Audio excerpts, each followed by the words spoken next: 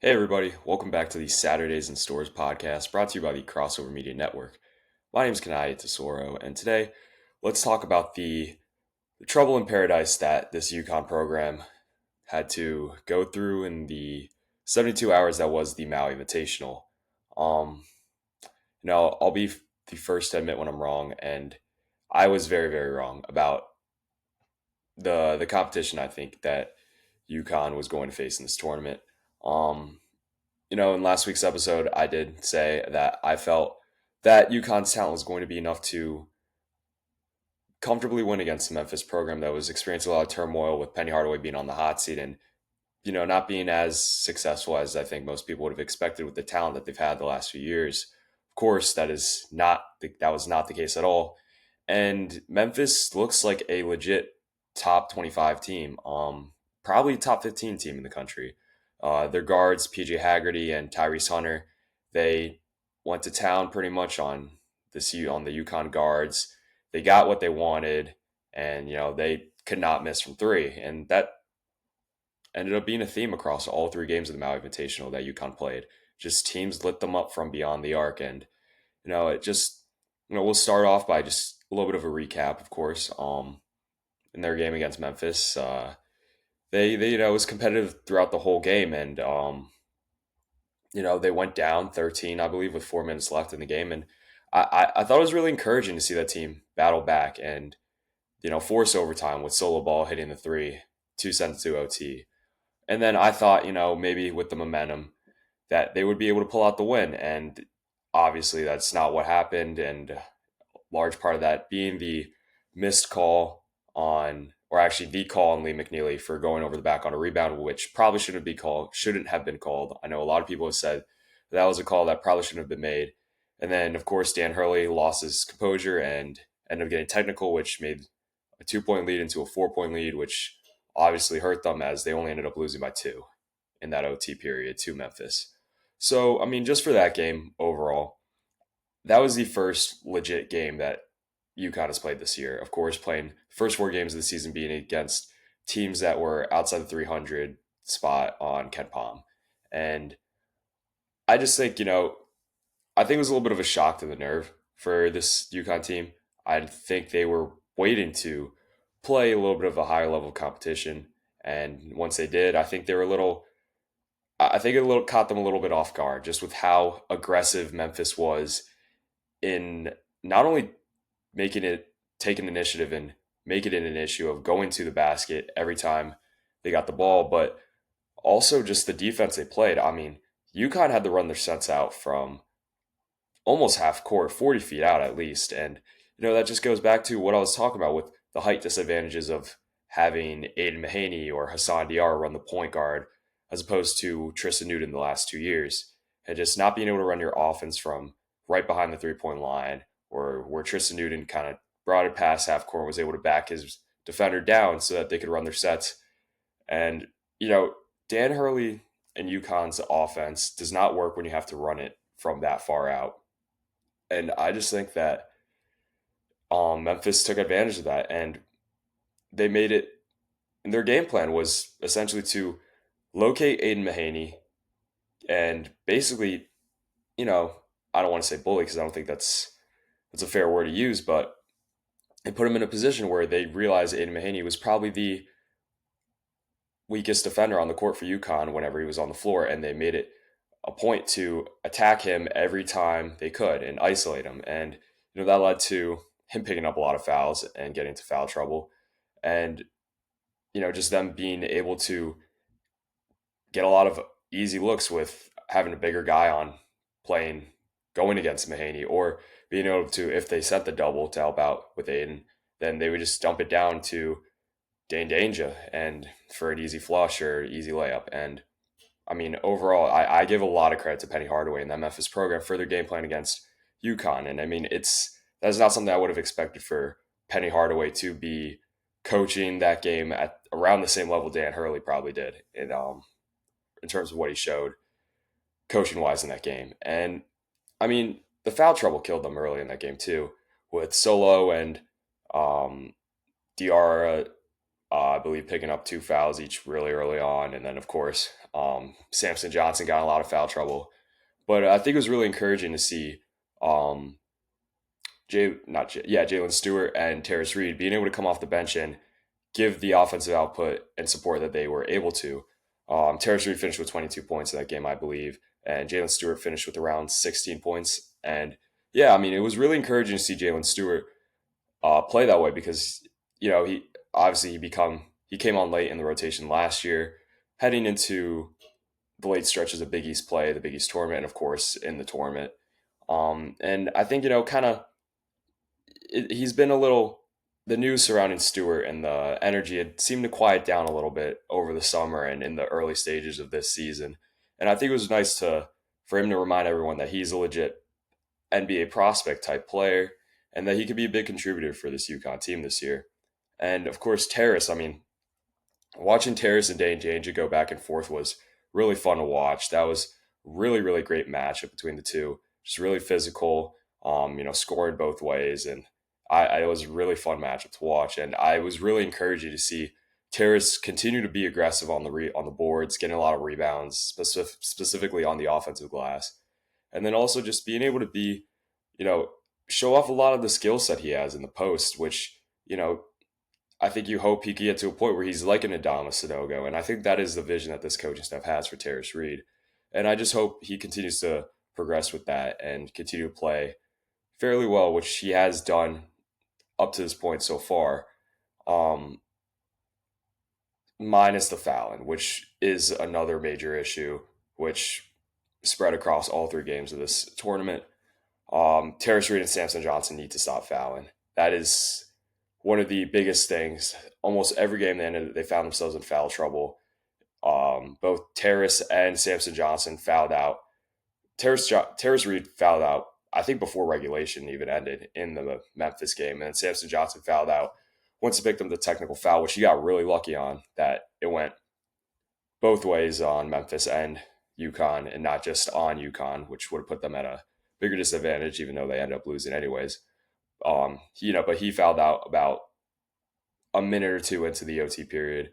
And I mean, that was just a big thing for this UConn team. They fouled so much.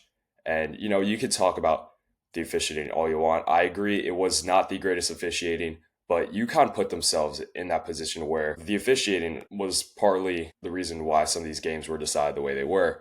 And I think UConn put themselves in that position. These are games that should have been won, in my opinion, especially the Memphis and Colorado game, because I think if the perimeter defenders, the guards, the wings, if they got beat off the dribble consistently in that Memphis game, which forced them to foul. And I understand the free throw differential was huge.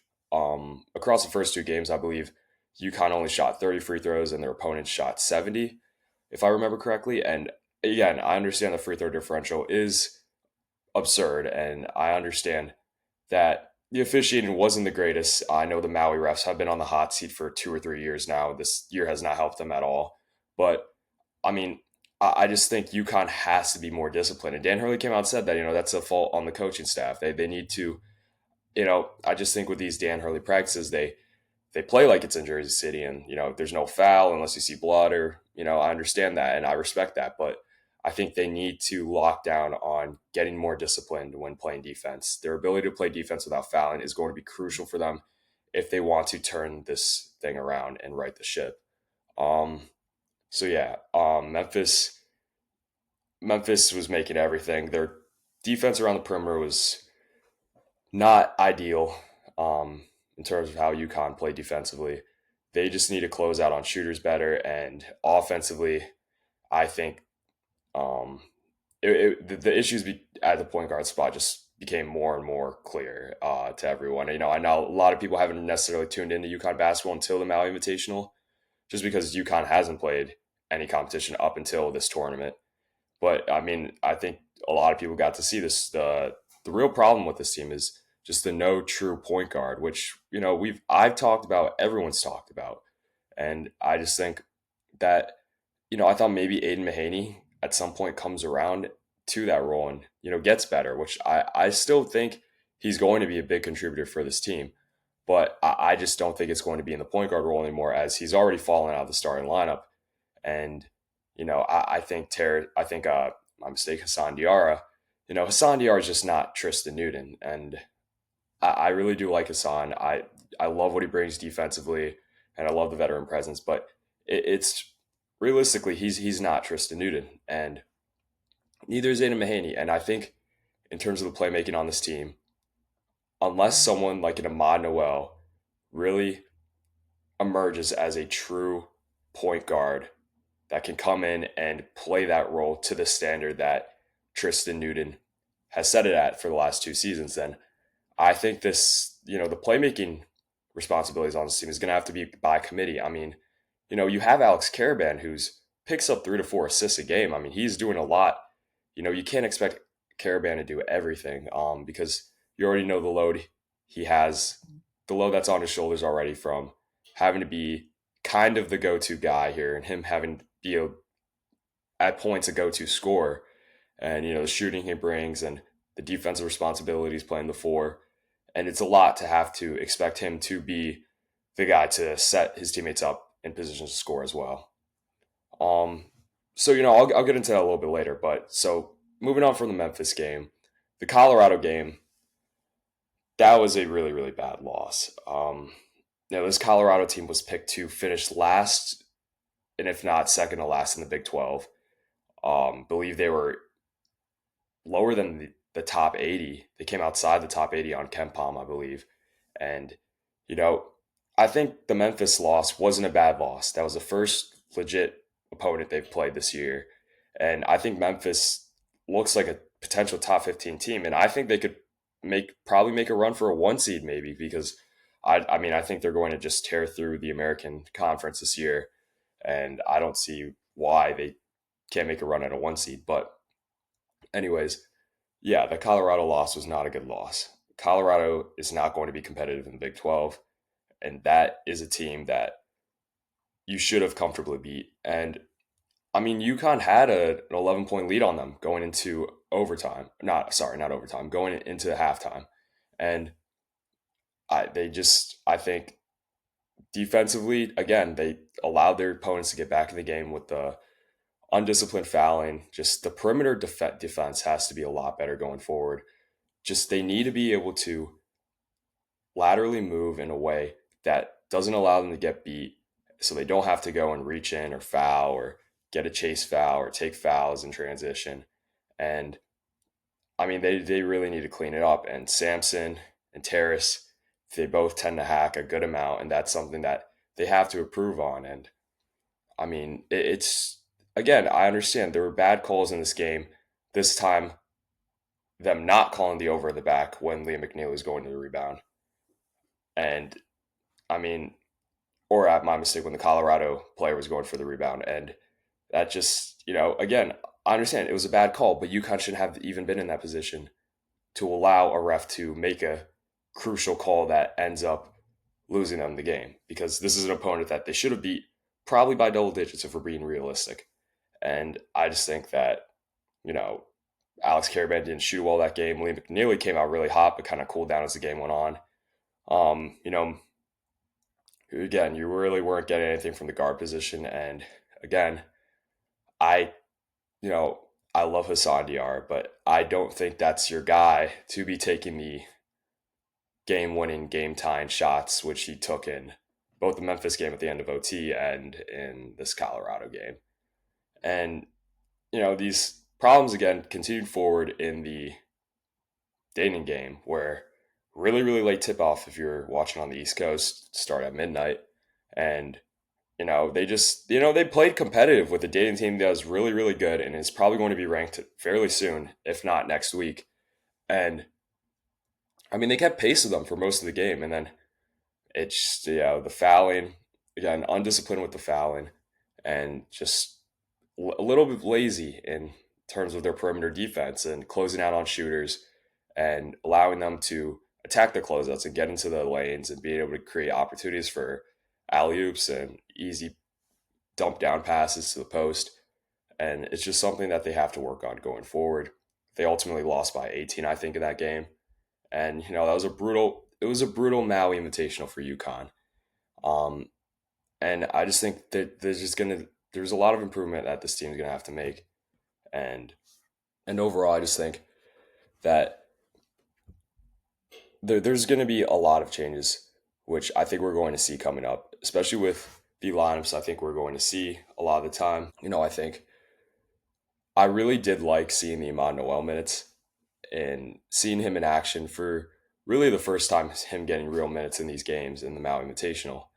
And I just, in the minutes I saw, it just seemed like the offense was a little more free flowing and moving a little bit crisper than when Aiden Mahaney was playing the point or Hassan Diarra. Of course, the Hassan Diarra minutes weren't bad playing the point on offense. It's just the size limitation there. But I mean, he brings a veteran presence. He's been in this program for 3 years now. This is his third year with UConn, and I mean, of course, he could run the sets fairly well. And but I just think just with bigger guards playing defensively on him, there's kind of the limitations there with again how close to the 3 point line or how close to the basket they can run their sets. And I just think with Amon Noel, he's not the tallest, but he has a little bit of a bigger build than both Mahaney and Diarra, and I just think that that physicality that he can probably bring would probably allow them to run their sets a little bit more crisply than I think they've been able to with having Diarra or Mahaney play the point, which that's another thing I want to talk about. Aiden Mahaney, I know in the last video from last week, I talked about how Aiden Mahaney had been struggling up to this point and how it's very difficult to have to play, especially point guard, coming from picking up all the sets and all the things you need to learn offensively and defensively in a UConn system, coming from St. Mary's, which is a place largely different than Connecticut, and of course how already hard it is for first year transfers and freshmen to pick these things up right off the way. It seems that the Aiden Mahaney experiment at point guard is going to come to a close with Aiden Mahaney falling out of the starting lineup after that Memphis game where he essentially got picked out and isolated defensively for Memphis to attack almost every time they had the ball while he was on the court. And of course, offensively, he struggled a lot in that game too. He hit he hit two threes, but other than that, he really didn't bring much else. Maybe one or two assists. And I just, again, I wanted to trust Dan Hurley in what he was doing, but I talked about it. I just didn't necessarily think that was the right role for him to be in, as it was so different from what he was doing at St. Mary's the last 2 years that it just didn't really make too much sense to me. And I mean, again, I talked about the URI game where he scored 17 points and looked really, really good off the bench. That just seemed like a better role to me. And I think that there's a chance for him to kind of reemerge in that role now with him falling out of the starting lineup and not playing point guard in that starting five anymore. I just think with Aiden Mahaney, it's like a confidence thing, and he's gotten really unlucky with some of his shots going in and out, and that gets to your head after a while, seeing that repeatedly, like he did in some of those in some of those games, the first 4 games this year they played, and then of course, I mean, it hits your ego a lot. It takes a toll on your ego and your confidence when they're getting singled out on defense and being attacked when the person on the other team you're guarding gets the ball every time they get the ball. So, I mean, that's, it's tough. And to have to turn around after getting scored on and bring the ball up and try to run your sets when you're getting hounded defensively because the guards are, they kind of overpower you with your size because he's not the biggest guard. He's really an undersized too. That's playing the point, which I think doesn't necessarily put him in the best position to play his best basketball. And I think him being able to come off the bench going forward and be a little bit more in that solo ball role where he's playing the two, I think is going to be really, really beneficial for him to try to gain his confidence back. And I mean, I don't know if he ever does end up playing the point again this season after that, kind of seemed to get shut down in the second game, this Maui Invitational. But I think if he's able to come off the bench, play the two, be instant offense off the bench, I think that'll do a lot for his confidence. I think it'll do a lot for this team. Being able to have that instant offense, that scoring output from off the bat, from a capable shooter that's coming off the bench, who's in a role that he's more used to and comfortable with, I would assume, having done something like that for the last 2 years at St. Mary's, where he did start, but he primarily played the two with them having guys like Logan Johnson, Alex Dukas, and Augustus Marciulionis being pretty solid distributors where they could take on that role and man, he could primarily focus on scoring. So I think if he's able to do that, that'll be really big for both him and this team going forward. In terms of the point guard position, I personally would like to see Ahmad Noel start going forward. I understand he's a freshman, and Hurley probably won't end up doing that in these next few games. I'm assuming Diarra will more than likely get the start going forward.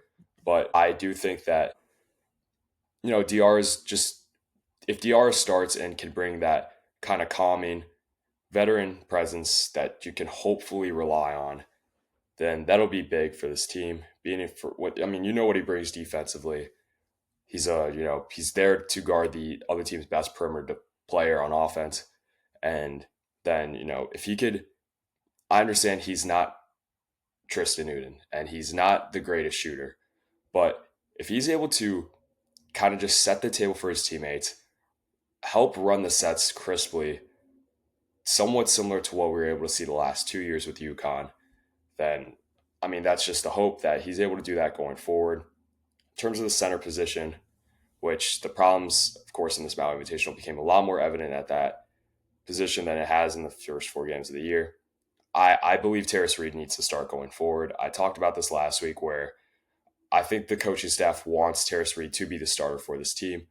However, with Samson Johnson patiently waiting his turn the last 2 years and then finally getting his start, it's a tough conversation to have, but I think Terrace is putting them in a position where they're going to have no choice but to start Terrace, and they're going to have to tell Samson that listen, your best fit for this team is being the change of pace center that comes off the bench, who could come in, rim run, get those dunks and blocks in transition, and just be kind of an energy guy for this team.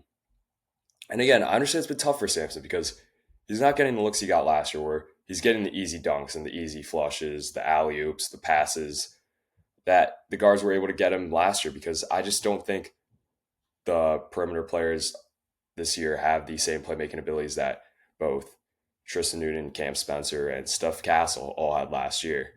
And I think it's been a lot tougher to get him in position to score the way he's been able to last year. So, of course, on top of that, I think the other things you want to see is a little bit more from a little bit of a better showing from Jay Ross. I think Jay Ross really surprised a lot of people with some of his performances in those first 4 games that he had. I know he sat out against Sacred Heart on banner night, but I think if he can kind of get back to being that legit NBA prospect that he looked like he could end up being in some of those games earlier this year, then I think that's going to be big. I think you need him to improve defensively. It seems a lot of times, not just him, but a lot of the wings on this team, they try to chase blocks. They try very, very hard to go and seek out getting blocks rather than going straight up and defending the ball. And I think that puts them in a position to pick up a lot of these fouls, which have hurt them, especially in this Maui Invitational where they had which they picked up so many fouls and put their opponents on the line so many times. And I think it just comes down to the defensive discipline this team has, and that's something the coaching staff is going to iron in these few practices coming up, leading up to a game on Saturday against I believe it was MD Eastern. I could be mistaken, but again, it would have been nice if they played a little bit of a better opponent this Saturday. Just to get them ready for this 3-game gauntlet they got coming up in their out of conference schedule. But yeah, I think looking forward with them going 0-3 in Maui, I I probably do say they still are ranked going into next week. I'd probably say they're going to be in the 20 to 25 range potentially having lost to three unranked opponents. But I think them going to 0-3 in Maui is going to put a lot of pressure for them to do well in the remainder of their non-conference schedule, just because the Big East has kind of not had a great showing up to this point this year in their out of conference play. I know Stephen Ashworth has went down for Creighton, which has hurt them quite a bit, not having their point guard. But they've lost a few games to unranked opponents. Their opponents ranked lower than them. Marquette looks really, really good right now with Cam Jones playing out of his mind. So they're definitely going to be someone to watch in Big East play. St. John's has had a few bad losses, not necessarily like ugly losses, just heartbreaking losses right at the end, down to the wire. But aside from that, the Big East has had some ugly losses this year in this non-conference, so that's not going to help in terms of the committee's eyes when it comes down to seeding and who gets in at the end of the year. But I think it's going to be really, really crucial for UConn to play well in these the rest of this non-conference schedule. They have Baylor at Gamble Pavilion next Wednesday, and I think that's going to be a really, really crucial game. I think it's going to be good for UConn to get back in STORRS, back in the cold, out of the sun a little bit. Dan Hurley gets out of that polo, and the coaching staff gets back in their suits, and they just try to go to business in front of the home crowd. And I'm sure it'll be a really, really great environment at that game. And I think they just need to try to use that as a little bit of a reset and lock in, hopefully win that game so that they have a lot of momentum going forward into the game against Texas, which is being played at Texas in Austin, and then against Gonzaga at the Garden, which, Gonzaga, you can make the argument, looks like one of the best teams in the country, if not the best team in the country right now. I know they did just drop a game to West Virginia, which is really, really unexpected. But, again, Gonzaga looks really good this year. And I think Mark Few potentially has his best chance to win a national championship that he's had since he started coaching there. So, again, I think it's going to be really, really important for them to win, I think, at least two of those games in this non-conference schedule. I think the Texas game is a must-win. You can't lose that game. I think if you lose that, then your stock is going to drop so much. And I think they need to win one, either against Baylor or against Gonzaga. And, Baylor's looked up and down so far up to this point in the year. I think out of the two, between Baylor and Gonzaga, I think they have a higher chance of beating Baylor than they do Gonzaga, just because Gonzaga looks so good right now. But again, I think you need to come out with 2 wins out of those 3 games right there, and that would probably put you in a lot better of a position going into Big East conference play. So overall, I think that's going to take care of everything. Just, a really, really tough week for this UConn program. I still have faith that this team is capable of making it to a Final Four. Of course, it's going to be really, really hard, and they're going to need to figure things out, especially at the point guard spot and at the 5. And they need to hammer down defensive discipline going forward, especially on the perimeter, not allowing their opponents to get to the line as much as they did in the Maui Invitational. And I just think, I see a lot of UConn fans, a lot of college basketball watchers out there saying that, this team is bad and this team sucks and they have no chance of competing this year. And I just think, it's so early, and I know their showing was not good, and they had some really, really bad losses, specifically that Colorado game in this Maui tournament. But I just think you have the best coach in the country in Dan Hurley, and the best coaching staff with Kamani Young, Bill Murray, Tom Moore. And this is nothing new to this coaching staff. They went through that stretch in January 2 years ago where everyone thought UConn was out after their hot start. They lost 6 of 8, and everyone thought they were out. And they lost in the Big East tournament to Marquette. Jordan Hawkins missing that last second shot to try to take the lead. And, they turned it around and dominated that tournament. And of course, they haven't looked back since. And, I understand that these losses were ugly, but it's not something that they can't come back from. I think this team is so talented, and they just need to try to learn a little bit more about who they are as a team, try to, really figure out their identity, figure out their roles, and, they need to develop that chemistry that the team's last 2 years have had. And I think once they're able to do that, that they have a legit chance to not only win a Big East championship this year, but also go on a run in March. National championship is going to be really hard. Final Four just as hard. But I wouldn't put it past Dan Hurley to be able to figure this thing out and get him back to the UConn, that the standard of this UConn program that it's been the last 2 years. And I hope so, because this is, they have a chance at history here and being able to go for the three-peat. No team's done it since UCLA in the John Wooden era, and I just think that's something that's just going to motivate them going forward. And I know Dan Hurley is going to be hard on this team going forward, and I know it's going to be tough for them to try to change the image that the country and committee kind of has around this program right now as it is. But I think you have to trust Dan Hurley and you have to trust this UConn program and team. So overall, that covers everything for today. Of course, going to be looking forward to the Baylor game next Wednesday. I'm sure those will be really, really good. Hopefully, great environment in STORRS, and hopefully they pick up a win.